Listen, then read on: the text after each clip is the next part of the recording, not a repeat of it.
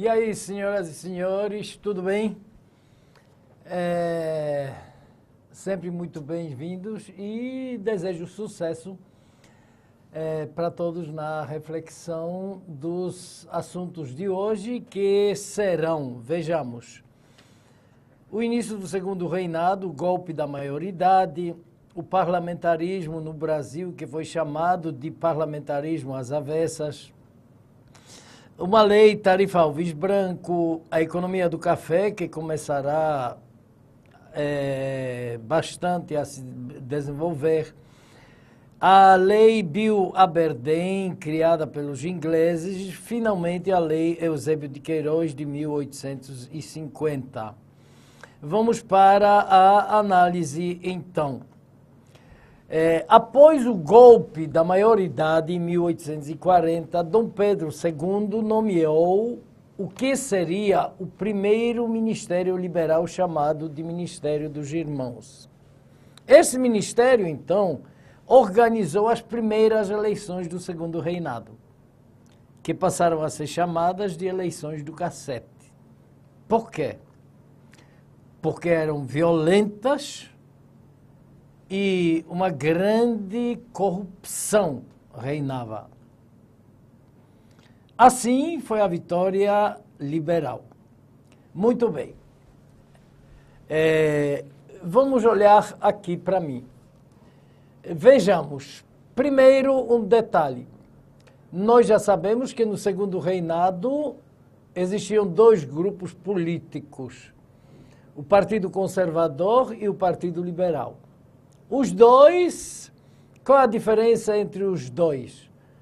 Na verdade, os dois eram compostos pela aristocracia rural, sendo que liberais tinham maior participação do Nordeste e conservador do Sul-Sudeste. Essa é a primeira questão. Então, como nós vimos aqui, foi organizado o golpe da maioridade e Dom Pedro II assumiu o poder aos 14 anos. Mas a Constituição determinava 18 anos de idade, a maioridade. Então, o que foi que provocou essa antecipação da maioridade de Dom Pedro? Aqui precisamos nos lembrar de um detalhe. Quando no período regencial a regência trina permanente criava a Guarda Nacional para reprimir as rebeliões no período regencial, simultaneamente criou também uma lei, chamada Lei das Terras. O que determinava essa lei? Que se por um acaso alguém ocupasse as terras públicas no Brasil e conseguisse ficar nelas por um período maior do que 10 anos, automaticamente ele se tornava proprietário das terras. Muito bem. Sabemos que quem estava no poder na regência eram os moderados, compostos pela aristocracia rural carioca. É uma forma de dizer uma meia dúzia de famílias da aristocracia carioca. O que a Guarda Nacional fazia? Reprimia as revoltas e, posteriormente, os membros da aristocracia rural carioca ocupavam as terras dos rebeldes. Ora, o período regencial durou 10 anos. Justamente o que garantia essas terras ocupadas pela aristocracia rural carioca se tornarem as suas propriedades. Por isso, o que a aristocracia faz? Cria uma emenda na Constituição para antecipar a maioridade de Dom Pedro para que, mais rápido possível, passados 10 anos da ocupação das terras dos rebeldes pelo Brasil todo, eles pudessem se tornar formalmente proprietários das terras. Dom Pedro precisava do apoio da aristocracia rural. Por quê? Porque a aristocracia rural precisava do apoio da política de Dom Pedro que garantisse a escravidão, que era sustento da aristocracia. Consequentemente, a aristocracia dava sustento ao poder de Dom Pedro. Então, consequentemente também, Dom Pedro, ao assumir o poder, imediatamente executa a lei das terras regencial e formaliza as propriedades, terras dominadas dos rebeldes no período regencial, à aristocracia rural, principalmente carioca. Foi assim exatamente que uma meia dúzia de famílias brasileiras, cariocas, aristocráticas, se tornou a dona das maiores partes do Brasil. E com um detalhe, terra dos outros, mas por lei, porque essa é a lei que eles próprios criaram em benefício deles. Por isso que até hoje nós temos poucas famílias com muitas terras adquiridas de graça e por lei. É impressionante. Por isso interessava a aristocracia rural, carioca, antecipar a maior idade de Dom Pedro para que ele assinasse logo os decretos de propriedades, novas propriedades deles. Voltando para o slide. Então, as primeiras eleições no segundo reinado, corruptos, violentas, deram vitória ao Partido Liberal. Só que essa vitória liberal foi contestada pelos conservadores. Ora, Dom Pedro precisava dos dois grupos. Porque os dois grupos, olha para mim, porque os dois grupos eram aristocracia e Dom Pedro precisava dessa aristocracia. Era uma escadinha do poder. A escravidão, que dava sustento para o poder e o poder da aristocracia, que dava sustento e o poder a Dom Pedro II. Consequentemente, Dom Pedro II precisava garantir a existência da escravidão para garantir o poder da aristocracia, para a aristocracia garantir-lhe o poder. Foi assim que se organizou o segundo reinado. De uma forma corrupta. Claro. Por isso, as eleições não podiam ser diferentes.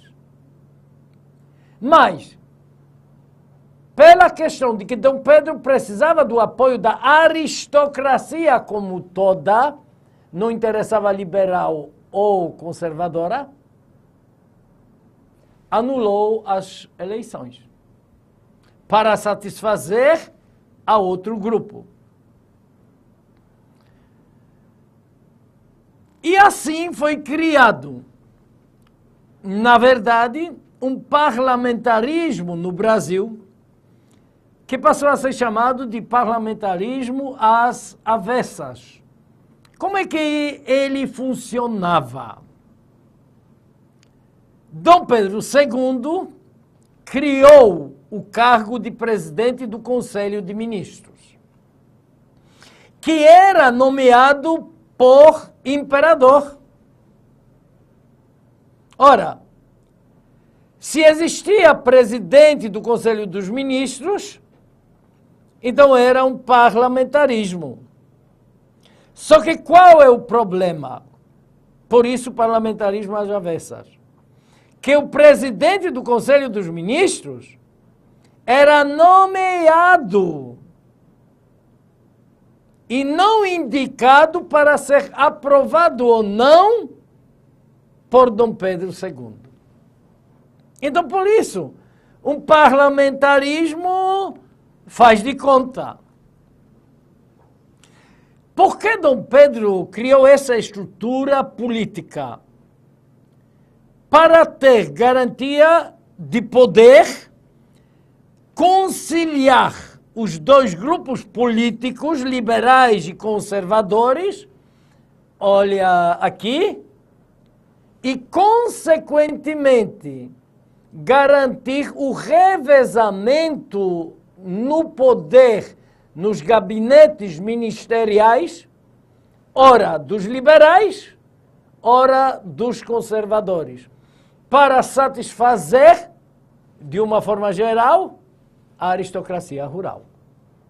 Seja era liberal ou seja era conservadora. Assim, era um parlamentarismo brasileiro no Império.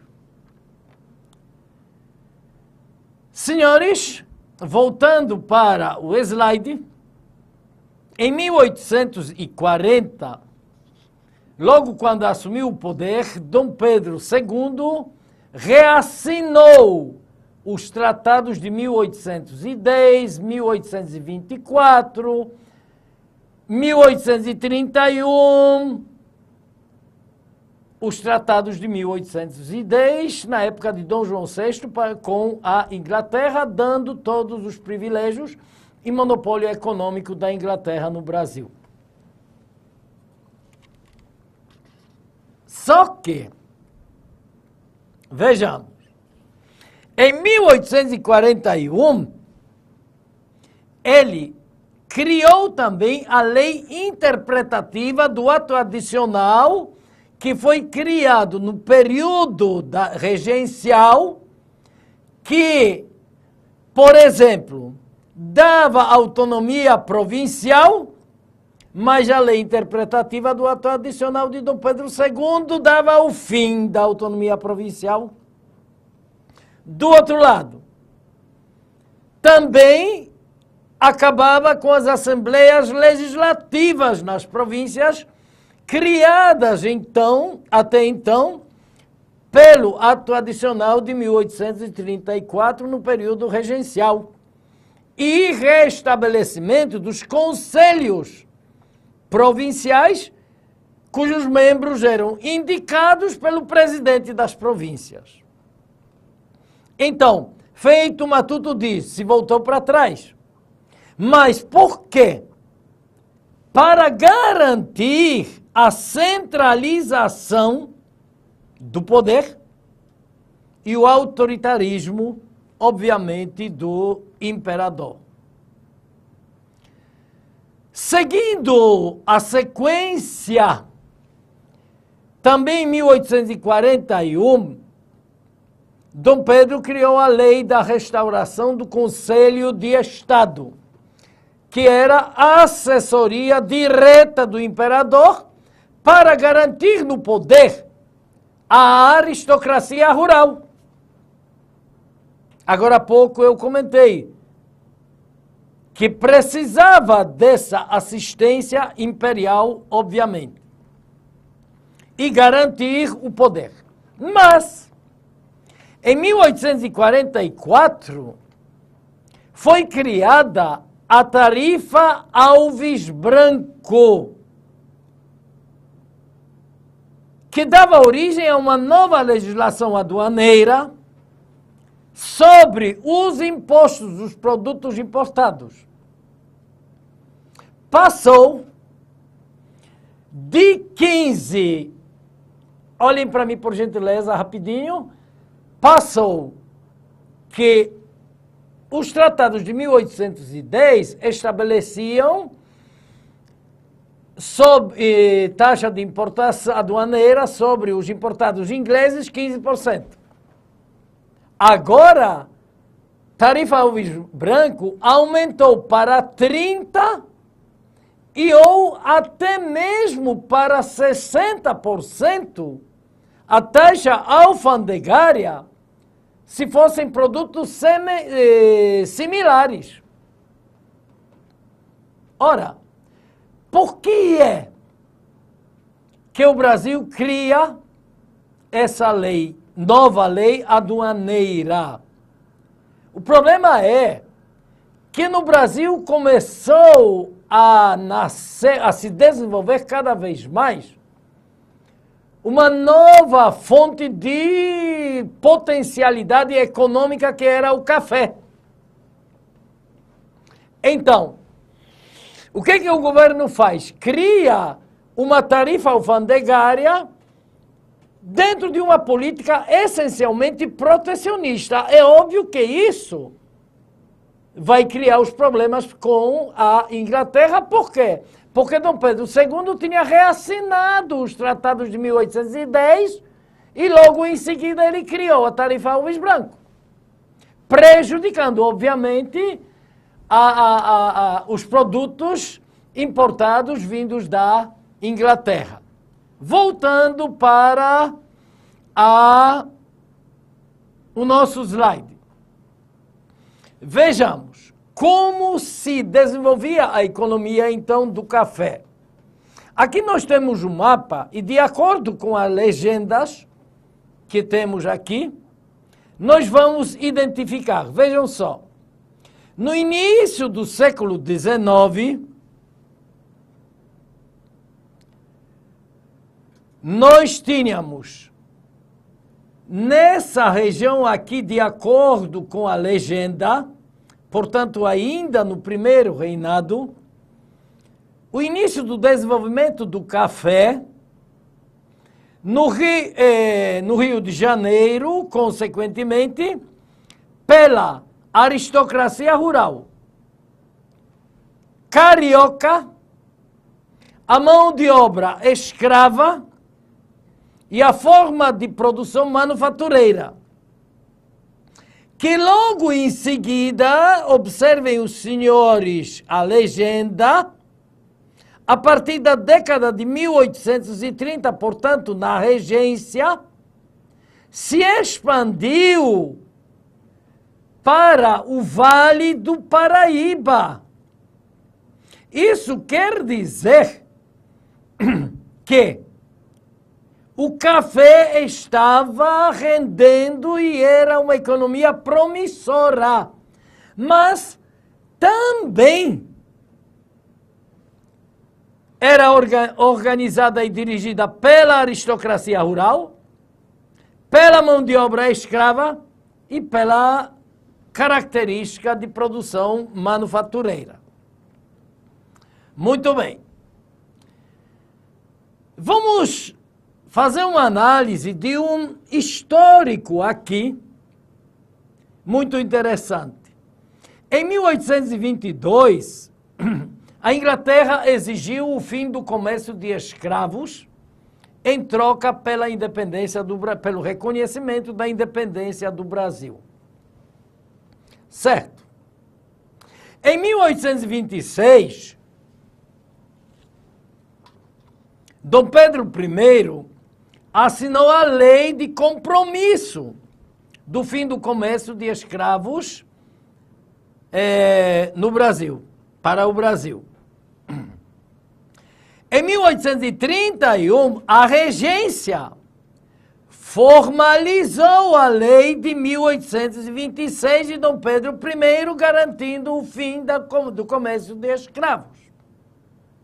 Imagine a paciência dos ingleses. Por que, no final de contas, a Inglaterra queria o fim do comércio de escravos no início e depois o fim da escravidão no Brasil?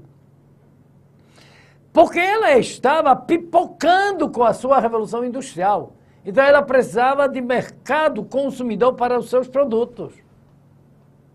Resultado, a massa da mão de obra escrava não era consumidora. Então, foi um fator essencialmente econômico que levou a Inglaterra a exigir ao Brasil, no final de contas, o fim da escravidão, para que o escravo se tornasse livre, assalariado e, principalmente, consequentemente, o consumidor dos produtos ingleses. Porque esse era o objetivo da Inglaterra. E os senhores observam aqui, voltando para o slide, de que Brasil estava demorando demais para acabar com o comércio de escravos e com a escravidão. Observem, ainda finalmente a Inglaterra reagiu. Em 1845 criou a lei, o parlamento inglês criou a lei Bill Aberdeen. O que essa lei determinou? O direito de aprisionar qualquer navio negreiro nas águas do mundo. Ora, de novo para mim, o que isso significou? Que os grandes comerciantes de escravos vão perder a sua atividade econômica. Por quê? Poderia ser aprisionado, julgado, condenado, porque não respeitaria a Bill Aberdeen. O que vai acontecer com esses comerciantes de escravos? Ora, se eram comerciantes, então era a burguesia. O que interessa a burguesia? Investir. Então nasce uma nova opção de categoria social que vai querer investir os seus capitais que tinham do comércio de escravos em uma nova atividade econômica, já que a que eles praticavam foi proibida. Voltando para o slide. Observem bem o resultado da lei Bill Aberdeen. Em 45, ainda se comercializava os escravos. Observem bem, em 46 já mais ainda, em 47 mais ainda, em 48 chegou ao máximo. A partir de 49, drástica queda do comércio de escravos. Em 1852, praticamente não existia mais. Isso teve suas consequências. Em 1850, observem bem, foi finalmente determinada por lei e ou oficializado o fim do comércio de escravos através da lei Eusébio de Queiroz. Também, Brasil, olha para mim, na verdade apenas oficializou, porque por causa da Inglaterra essa atividade econômica não existia mais. Sim, e essa burguesia traficante, bem que, na verdade, não eram traficantes, porque o comércio de escravos até então era uma atividade lícita, comercial. Esses comerciantes de escravos o que eles fazem? Pegam o seu capital e investem. Os senhores se lembram desse mapa que nós vimos, com as características do desenvolvimento da economia do café, no primeiro reinado e na regência, organizada pela aristocracia rural escravocrata e tradição manufatureira. Agora, o que vai acontecer a partir da lei Eusébio de Queiroz? A burguesia comercial do comércio de escravos, investe seus capitais pela legenda, observem bem, a partir de 1850, exatamente, no oeste paulista, e por ter sido burguesia, a ela não interessa mão de obra escrava.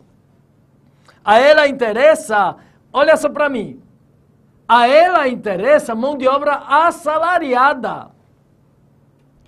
Por quê? Porque o assalariado, além de produzir, vai consumir o que ele está produzindo. Do outro lado, tinha no Brasil disponível mão de obra assalariada? Não. Onde vai o investimento da burguesia do café? Para os imigrantes na Europa que começam a sobrar na Europa a mão de obra por causa da industrialização.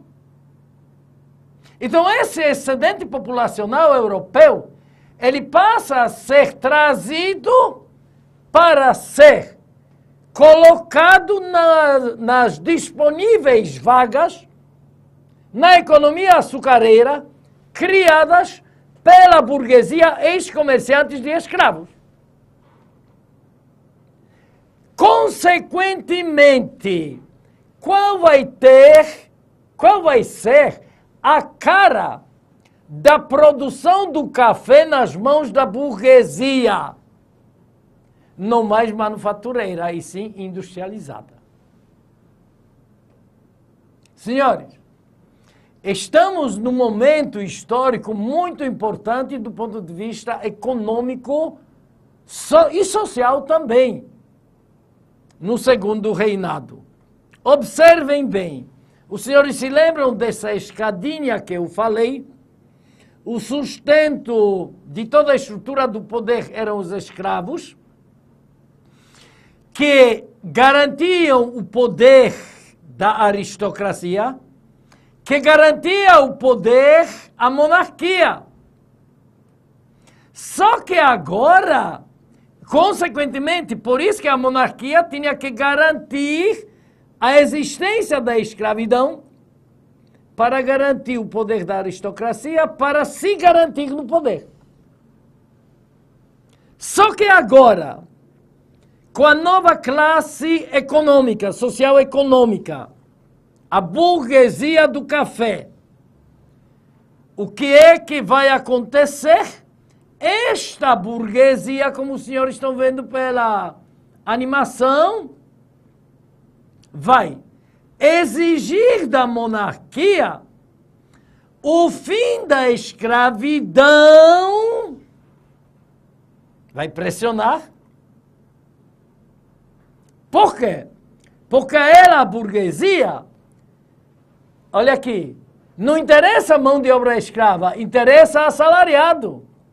Então, para ela poder se expandir e investir cada vez mais, ela vai precisar, consequentemente, de cada vez maior quantidade da mão de obra.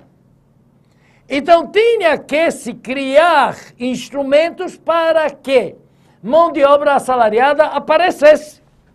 Para isso, só tinha um caminho: acabar com a escravidão.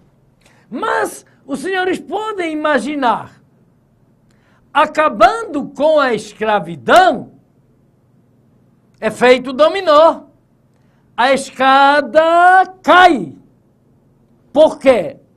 Se esse primeiro degrau desaparecer, o segundo vai cair e o terceiro vai ruir. Em que situação se encontrou a monarquia e a aristocracia rural? Por causa de todo o processo, nós vimos histórico, no final de contas, da escravidão. E agora? Estamos em 1850. A monarquia vai precisar driblar tempo todo a política social e, consequentemente, econômica para assegurar o máximo que puder a escravidão. Mas a pressão da burguesia, que vai começar a receber apoios de outras identidades que vão surgindo, vai ser cada vez maior em direção à monarquia para abolir a escravidão. Que situação interessante no segundo reinado. Senhores, é assim que concluímos o nosso encontro hoje, sempre desejando sucesso. Tchauzinho e até a próxima.